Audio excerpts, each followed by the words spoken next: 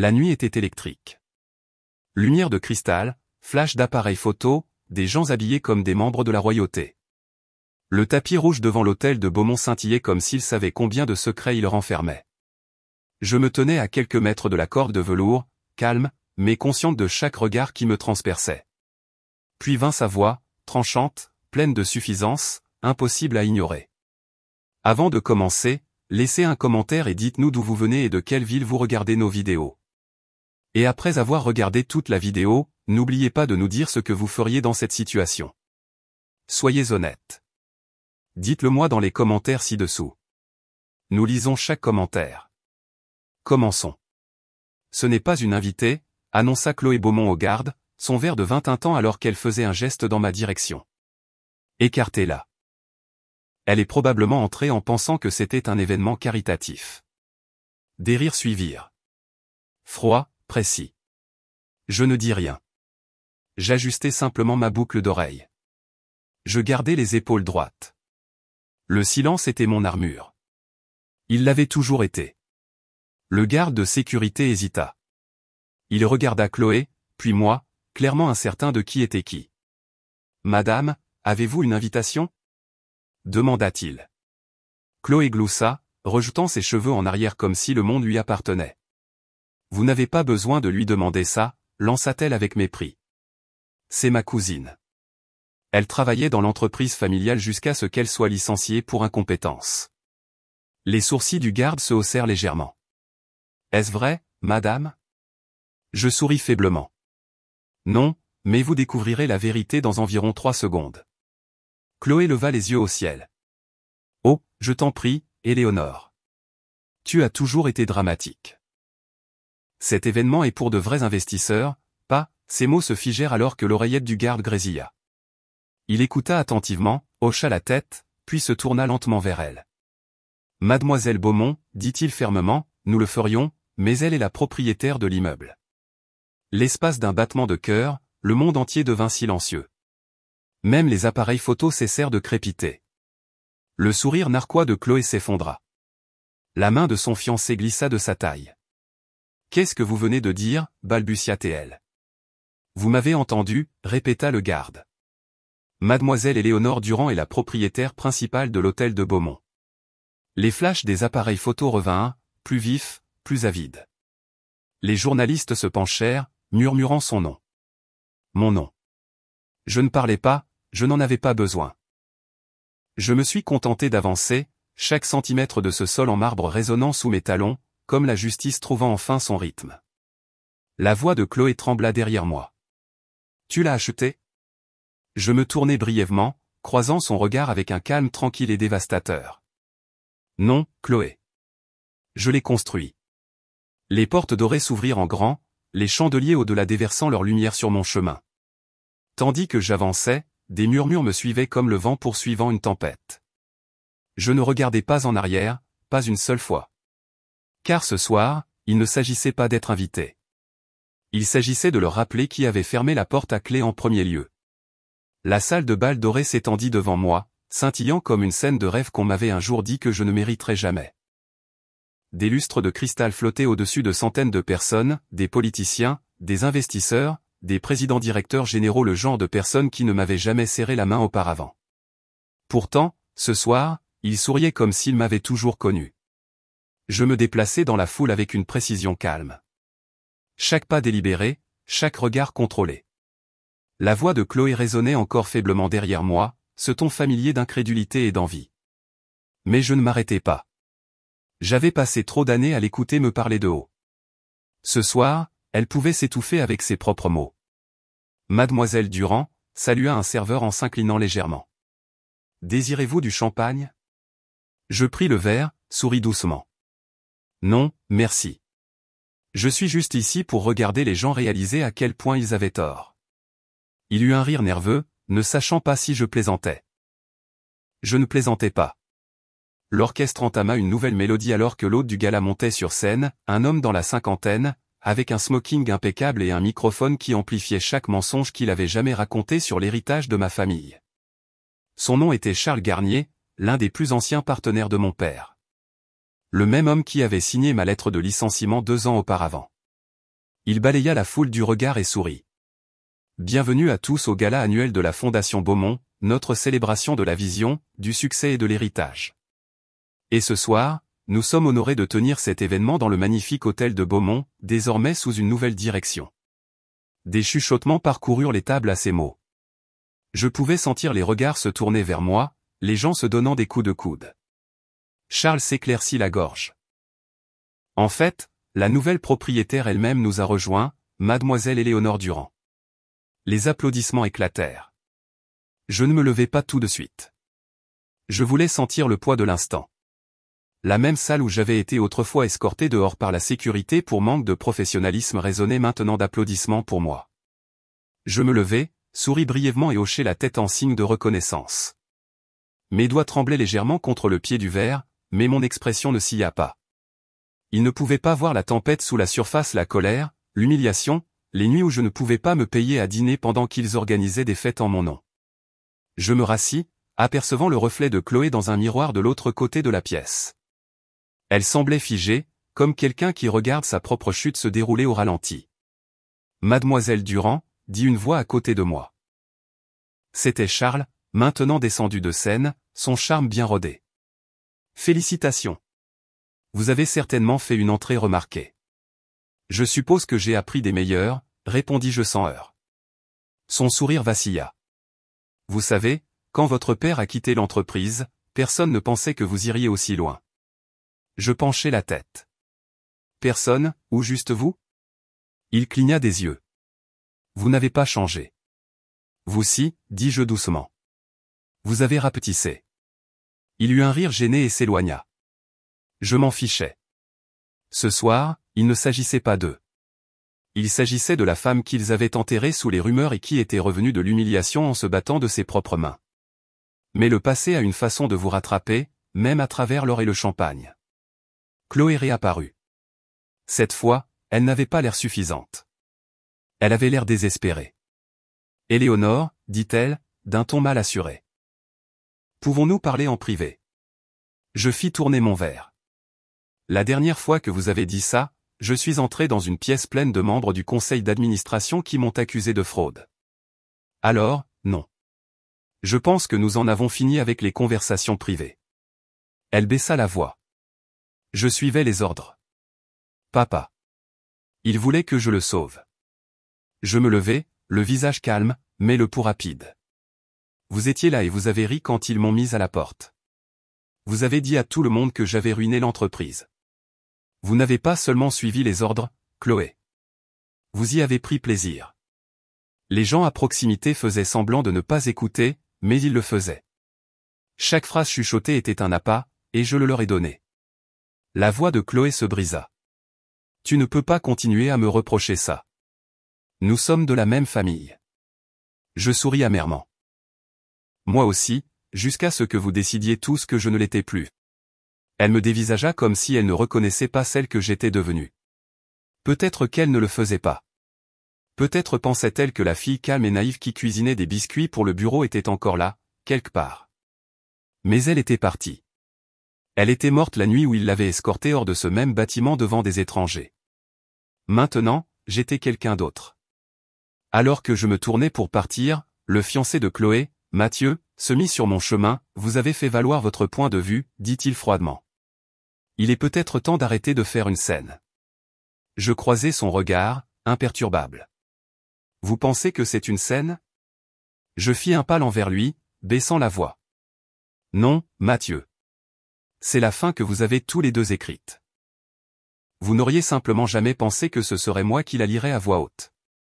Il ne répondit pas, se contentant de bouger maladroitement, ne sachant que dire à une femme dont il s'était moqué. Je me penchai légèrement, juste assez pour qu'il m'entende. Le bâtiment, la fondation, le nom, tout est à moi maintenant. Alors, la prochaine fois que vous rirez de quelqu'un qui se tient devant la porte, assurez-vous qu'il ne possède pas la clé. Puis je me suis retourné, repartant vers les lumières de la salle de bal, chaque pas délibéré, chaque son en phase avec un rythme de satisfaction. Parce qu'il ne s'agissait plus de vengeance. Il s'agissait de tourner la page. Et rien n'est plus lourd ou plus puissant que de voir les gens qui vous ont enterré réaliser que vous avez appris à vous en sortir seul. La nuit s'était étirée jusqu'à son heure dorée. Les lustres scintillaient comme des constellations, mais les seules étoiles que je remarquais étaient celles qui brûlaient dans le reflet de mon verre. Mon pouls était calme maintenant, lui aussi. Calme, de ce genre de calme qui vient après des années à ravaler des tempêtes. Je sortis sur la terrasse, loin du bruit et des applaudissements polis qui résonnaient dans la salle. La brise fraîche caressa mon cou, transportant le léger parfum et de champagne. En bas, la ville pulsait de lumière. La ville qui avait autrefois ri de ma chute, et qui ce soir, chuchotait mon nom. J'entendis un applaudissement lent derrière moi. « Tu as vraiment réussi », dit une voix, basse, familière. Je me tournai. Marc Fournier, mon ancien mentor, celui qui avait cru en moi quand personne d'autre ne le faisait. La veste de son smoking était ouverte, sa cravate desserrée. « Vous êtes entré dans leur royaume, dit-il, souriant faiblement, et vous avez acheté le trône. » J'eus un sourire narquois. « Non, Marc. Je leur ai juste rappelé qui a construit les murs. » Il gloussa, s'appuyant contre la balustrade à côté de moi. Toujours aussi affûté, à ce que je vois. Pendant un instant, le bruit de la salle de bal s'estompa. Nous étions là tous les deux, l'élève et le mentor, le monde en bas ignorant les batailles que nous avions menées en silence. « Le regrettez-vous parfois » demanda-t-il soudainement. « De vous être battu si fort juste pour leur prouver qu'ils avaient tort ?» Je pris une inspiration. « Non, mais je regrette d'avoir laissé leurs opinions définir ma valeur pendant si longtemps. » Marc hocha lentement la tête, les lumières de la ville se reflétant dans ses yeux. C'est ce que je voulais entendre. À l'intérieur, les portes s'ouvrirent à nouveau et des voix s'échappèrent. Des rires, des tintements de verre, de faux sourires. Puis la voix de Chloé trancha le tout. « Éléonore. » Je ne me tournai pas. Je sirotai simplement ma boisson. « Vous êtes persistante, dis-je doucement. » Elle s'approcha de moi, toujours dans sa robe argentée, bien que la confiance qu'elle affichait plus tôt ait depuis longtemps disparu. Son maquillage s'était légèrement estompé. Sa posture n'était plus aussi droite. « Je mérite de m'expliquer, dit-elle doucement. Je ne savais pas que papa et Charles prévoyaient de vendre les actions de la société dans votre DOS. Vous pensiez ? Vous pensiez, je me tournai enfin, croisant son regard. Vous pensiez que me mettre à la porte vous ferait paraître meilleur. Vous pensiez que mentir à mon sujet sauverait votre réputation. Vous pensiez que vous n'auriez plus jamais à me revoir. Alors, allez-y, Chloé. Dites-moi ce que vous pensiez qu'il arriverait. » Ses yeux brillèrent. « Tu ne comprends pas ce que c'était de vivre sous sa pression. Tu étais la favorite. Moi j'étais juste. » Épargnez-moi, l'interrompis-je. Nous étions tous sous sa pression. La différence, c'est que je n'ai pas détruit ma famille pour l'impressionner. Elle baissa les yeux, ses doigts tremblants autour de son verre. « Éléonore, s'il te plaît. J'ai tout perdu. L'entreprise n'existe plus. » Mathieu parla des avocats. J'ai peur. Je la fixai pendant un long et silencieux moment. Il fut un temps où ses larmes m'auraient brisé. Où je lui aurais tendu la main, offert du réconfort, supplié pour la paix. Mais cette version de moi avait disparu. Vous devriez avoir peur, dis-je doucement. Mais pas à cause de moi. À cause de ce que fait la cupidité quand on la laisse vivre trop longtemps. Elle déglutit difficilement, ses yeux vitreux. Tu as changé. Je souris faiblement. Non, j'ai juste arrêté de m'excuser d'avoir survécu. Chloé se tourna pour partir, mais avant qu'elle ne le puisse, j'ajoutai, vous savez ce qui fait le plus mal ? J'aurais partagé tout ça avec vous si seulement vous aviez cru en moi. Elle se figea. Ses épaules tremblèrent légèrement, mais elle ne se retourna pas. Puis elle retourna dans la salle de bal, disparaissant derrière les portes dorées. Marc expira à côté de moi. C'était froid, murmura-t-il. Je regardai l'horizon. Non, Marc. C'était de la lucidité. Il m'étudia un instant, puis sourit doucement. Vous avez appris à quoi ressemble le vrai pouvoir. Il est silencieux, dis-je. Presque paisible, hocha-t-il la tête. Alors gardez-le ainsi. Nous restâmes en silence un peu plus longtemps, la ville bourdonnant en dessous de nous comme un secret que nous avions enfin mérité. Quand je suis retourné à l'intérieur, l'ambiance avait changé. Les gens m'approchaient avec un respect nouveau, des investisseurs proposant des partenariats, des journalistes demandant des interviews. Mais tout ce que je voulais, c'était de l'air, de la liberté, de la paix. Chloé était assise seule dans un coin, son verre de champagne vide, le regard lointain. Je vis son reflet dans le miroir, et pour la première fois, je ne vis pas une ennemie. Je vis une femme qui comprenait enfin ce qu'elle avait perdu, et cela, plus que tout ce que j'aurais pu dire, était suffisant. La voix de l'autre résonna de nouveau dans le micro. Mesdames et messieurs, avant de conclure cette soirée, un remerciement spécial à la femme qui a rendu cet événement possible, Mademoiselle Éléonore Durand. Les applaudissements tonnèrent une fois de plus. Les appareils photo crépitèrent. Je souris poliment et me levai, marchant jusqu'au centre de la pièce. Merci, commençai-je, la voix stable, mais assez basse pour que la salle se penche pour écouter. Quand je suis entré pour la première fois dans ce bâtiment il y a des années, on m'a dit que je n'avais pas ma place. Ce soir, je ne suis pas ici pour prouver à qui que ce soit qu'il a tort. Je suis ici pour les remercier, car sans ce rejet, je n'aurais pas bâti la force de me tenir ici. Chaque mot ressemblait à une libération, du genre qui brûle et guérit en même temps. Je ne crois pas en la vengeance, dis-je, laissant mon regard dériver brièvement vers la table de Chloé. Je crois en la rédemption, même si cela prend des années pour la trouver. Et puis je souris, non pas parce que j'avais gagné, mais parce que j'avais enfin cessé de me perdre en essayant de gagner. La foule se leva en applaudissant. Les appareils photo crépitèrent, et sous ces lumières, ces mêmes lumières qui avaient autrefois éclairé mon humiliation, je me tenais droite, assumant enfin chaque cicatrice qui m'avait construite. Le gala se termina après minuit, les dernières notes de l'orchestre s'évanouissant dans un applaudissement discret. Dehors, la ville bourdonnait à son rythme habituel, les taxis passant en coup de vent, des rires lointains résonnant de l'autre côté de l'avenue. Mais à l'intérieur de l'hôtel de Beaumont, quelque chose avait changé pour toujours. Je me tenais seul près du grand escalier, ma main traçant la rampe de marbre, ce même escalier que j'avais gravi nerveusement en tant que stagiaire, serrant des rapports que personne ne prenait la peine de lire. À l'époque, j'étais invisible. Maintenant, chacun de mes pas résonnait comme une déclaration. Alors que les derniers invités s'en allaient, Chloé s'approcha de nouveau. Sa voix était faible cette fois, presque fragile. « Vous auriez pu m'humilier, dit-elle, les yeux humides mais le regard fixe. Vous auriez pu dire à tout le monde ce que j'ai fait, mais vous ne l'avez pas fait. » Je croisai son regard, calme. Ce n'est pas mon genre de pouvoir. Elle cligna des yeux, confuse. Le pouvoir, continuai-je, ne consiste pas à se venger, Chloé. Il consiste en la paix. Savoir que je n'ai pas besoin de détruire quelqu'un juste parce qu'il a essayé de me détruire. Elle déglutit difficilement. Je n'attends pas de pardon. Je ne l'offre pas, dis-je doucement. Mais j'en ai fini de porter le poids que vous m'avez donné. Ses lèvres s'entr'ouvrirent comme pour dire quelque chose, mais aucun mot ne sortit. Au lieu de cela, elle hocha simplement la tête et se détourna, plus lentement cette fois, plus silencieusement, comme si elle comprenait enfin la différence entre le contrôle et la grâce. Quand elle disparut dans le couloir, j'expirai. Pendant des années, j'avais imaginé cette nuit, comment je les ferais payer, comment je leur jetterais leur arrogance au visage. Mais là, debout, je réalisais quelque chose. La vengeance la plus puissante n'était pas de les faire s'agenouiller. C'était de les voir réaliser ce que j'étais devenu sans eux.